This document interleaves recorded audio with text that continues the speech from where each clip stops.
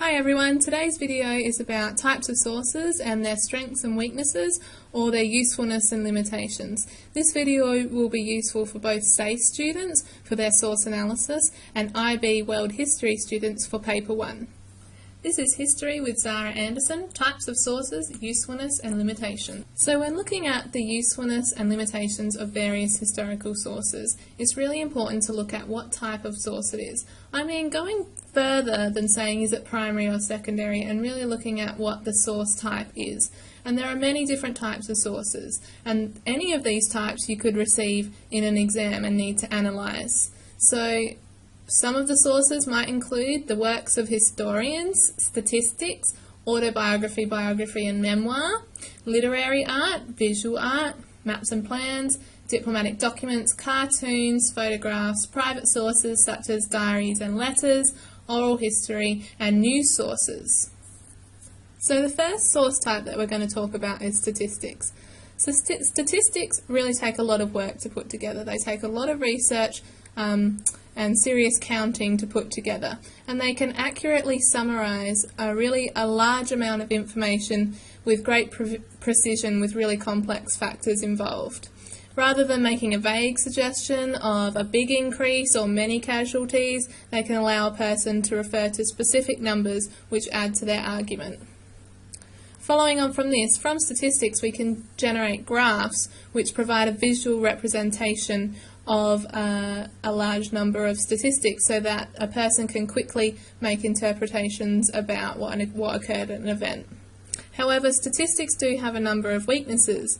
Firstly, the American writer Mark Twain famously said there are three kinds of lies: lies, damn lies, and statistics. That's because statistics are quite easy to manipulate, and a writer can use them to manipulate and suit to their argument pretty easily. So they make them, that's what makes statistics weak. Also, because statistics are the end result of research, they don't always provide us information about what caused a particular event or what factors were involved. They're merely a series of numbers that provide us with only that information, and we can't be sure with what's happening with causation or as a consequence. So they really provide a really narrow snapshot about a particular piece of information. Lastly, history is about humans, so to reduce humans to a series of numbers lacks empathy, so it doesn't really tell us the human side of history. The next source type we're going to talk about are autobiographies, biographies and memoirs. Thomas Carlyle, the proponent of the great man theory of history, famously argued that the history of the world is but the biography of great men. Therefore, biographies, memoirs and autobiographies provide us with insight that we might not necessarily have about the decisions of influential leaders. We can learn about their background and context, and perhaps get a little bit of an insight into what made them tick and what decisions they made and how they came to those decisions. Also, biographies and memoirs and autobiographies help to personalise the past. They provide a human face, and although they're often the experience of one person, they really help to humanise what was going on at the time. And sometimes history can be presented in a pretty sterile way, impersonable factors, but if we see through a biography, memoir or autobiography what it was really like for a person to experience that can be a particular strength of autobiographies, biographies and memoirs. Of course, there are some weaknesses with autobiographies, biographies and memoirs. Same as with eyewitnesses, all biographical accounts are the experience of only one person. Therefore, the events are only relayed from one perspective, and this can skew the relative importance of the individual in the event, or they can overemphasise the importance of particular events that individual was involved in. Although biographers do a lot of research about their subjects, they often tend to develop a liking for the person that they research, and so they either develop a liking or they admire them or they sympathise with them in the end, and so therefore they write about a character who they feel strongly. So maybe we're getting a skewed point of view about a particular individual from the author as well, because they've had so much invested in the book or in the biography that they're writing. Lastly, biographies, as mentioned before by Thomas Carlyle, they tend to deal with the history of the great men. That means they deal with overly influential people, and they don't often represent the view of the common man because they usually are reviewing the life of a person in power, so we don't always get the perspective of the common man from biographies. The next source that I want to talk about is literary art or literature, works of fiction. So the really important strength of works of fiction is that it can help bring the past alive for us. They allow us to live in the time of a historical event, and they provide us an insight into the thoughts and emotions of people who would have lived at the time. Also, as we discussed previously with biographies, a lot of history is concerned with recording the history of the great men, and so we don't often hear from groups of the common man, and so literary works can help us do that, and they might provide us with insight into the lives of people who otherwise there would be no record left of, such as the urban poor or peasants. But most importantly, the value of literary art or literature lies in its ability to give us an opportunity to empathise with the characters or with the people of the past. So because we get an insight into the thoughts, feelings and behaviours of people who lived in the past, they allow us to empathise with the situation that they find themselves in. However, of course, there are weaknesses with literature and literary art. Primarily, literature and literary art is made for entertainment purposes, and therefore the author has no obligation whatsoever to be truthful. The usefulness of visual art, of course, lies in the old saying, "A picture is worth 1,000 words." A piece of visual art can get across a huge amount of information that would otherwise take a long time to get across in a written account. Furthermore, there are some things that just can't be expressed in words, and so that's where visual art steps in. We can express information that would be really difficult to convey in words, and we can do that really reasonably quickly, and that it would take only a glance at an image to understand what was going on at a historical time period. Also, it leaps the barrier of language. You don't need to speak a particular language to access visual art. However, same as literary art, visual art is under no obligation to be anything other than artistic and entertainment. The primary purpose of visual art is entertainment, and therefore we can't ever guarantee that everything inside of that will be truthful.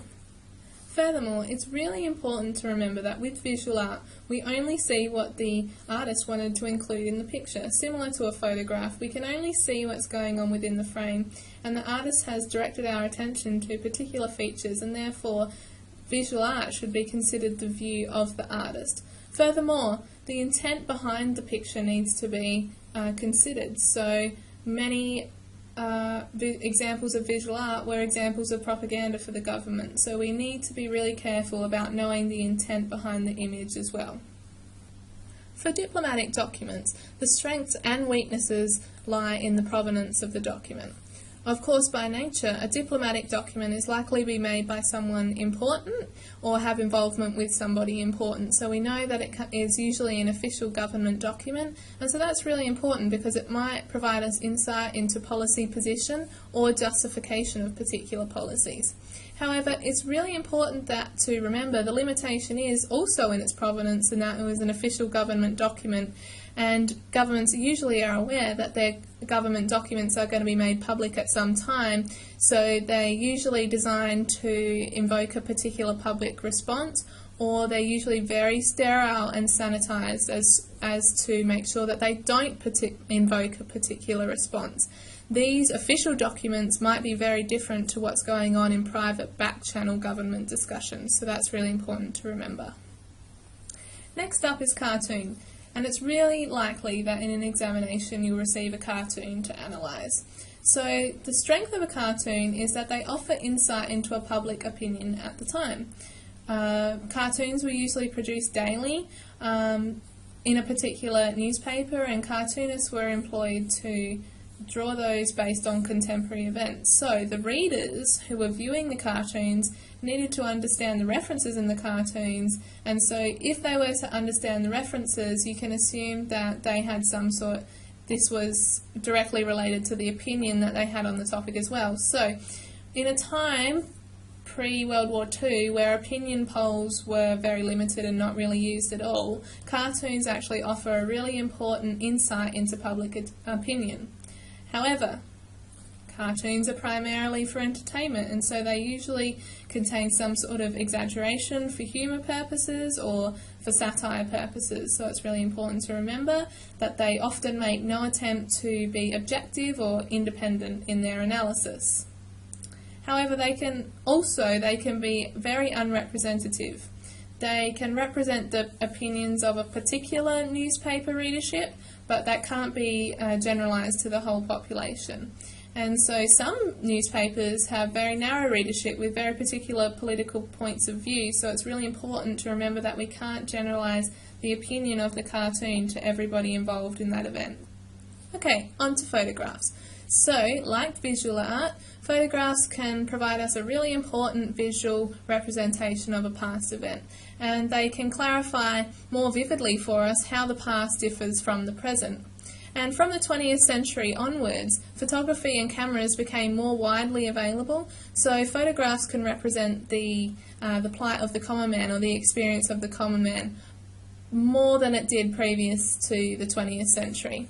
Again, a single image can convey way more information than a long written account, and of course it transcends language barriers in that people don't need to speak the same language to access it.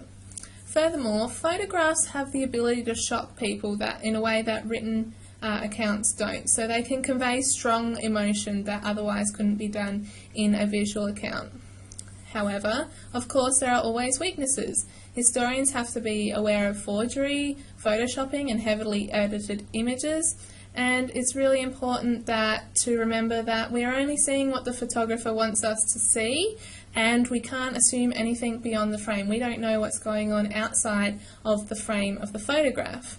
Furthermore, usually only exceptional events are photographed, so it's not really a documentation of day-to-day events, and also being photographed can make people act in a different way to which they normally would. Okay, on to private sources such as diaries and letters. Diaries and private government conversation and letters are often considered the holy grail of historical research, and they are considered the most reliable of documents. This is because they were never intended for public consumption, so diaries are intended only for the person themselves, letters are only for the people who they're addressed to, and same with private government conversation. So that's really important because it provides us a real insight into what people are thinking when they're unconcerned with public opinion. However, diaries are only one person's opinion. They only apply to the person who is writing them down. They can't be generalised to the opinions of the wider public, and furthermore they're only the experience of one person, so what they're writing down and experiencing has only been experienced by that person. So it's really important to remember that although they're extremely valuable in that they provide information about private thoughts, they are also only applicable to the person who wrote them. Now let's talk about news sources such as newspaper articles or newspaper stories or television news stories. So the obvious value of news sources is that we're viewing them and the reporters are viewing them in the eyes of someone, and the event has not become historical yet, in that it hasn't had the importance of being history placed on it, so we can see what contemporaries were really thinking about it at the time before it had all this importance attached to it. Furthermore, journalists don't know what's going to happen tomorrow, so if we're reflecting on an event, we usually know what's going to follow afterwards and the consequences and the causes, and we can go through all this analysis. But if we look at a newspaper article, it doesn't know what's going to follow, so we can look at it and really experience it in the eyes of contemporaries. Again, the limitations. News sources, although they appear objective, they rarely are objective in that it's about selling newspapers. So headlines tend to be attention-grabbing, certain points might be exaggerated. Another limitation is that news reports are written really quickly after an event, so they often lack access to vital information that comes out in the days following. For example, the first reports of the 9/11 attacks indicated that a plane had flown into the World Trade Center by accident, because they didn't have access to this vital information yet. Furthermore, it's really important to understand that many newspapers have political associations, and the views of the author are often reflected in their writing, and the views of the newspaper and its particular political associations are also reflected in the writing. Along with this, at times of importance, sometimes newspapers are censored by the government and not all information is contained in newspaper articles because it's been censored by the government as sensitive information or inflammatory information as well. Okay, so the last source type that I want to talk about are the works of historians. So these can be extremely beneficial in that these people are trained experts and the most useful and reliable interpreters of the past. They enjoy the benefit of hindsight, which contemporaries don't usually get to apply, and they're used to seeing the big picture so they can place a particular event in its wider historical context. Furthermore, they have access to archives and previously classified documents, which provides us with a valuable insight into those documents that we wouldn't normally see, and they also they have the benefit of their wider research, so they're usually wealths of knowledge about historical events, and so they have a wide range of historical knowledge that they can draw upon. However, of course, there's also weaknesses. Historians are only individual people, so they have their individual biases as well. They might belong to a particular school of history, such as Marxist history or feminist history, and that will skew their interpretation for their own purposes. So, as you can see, there's a large amount of historical sources and different ways to classify them beyond the traditional primary and secondary sources. It's really important to remember that once you get into senior history, it's no longer about being a primary source or being a secondary source, it's about the value and limitations of source types. And what will be really helpful, if you can just remember 1 or 2 points about the usefulness and 1 or 2 points about the limitations of particular source types, that will go a really, really long way for allowing you to be successful in your exams. See ya!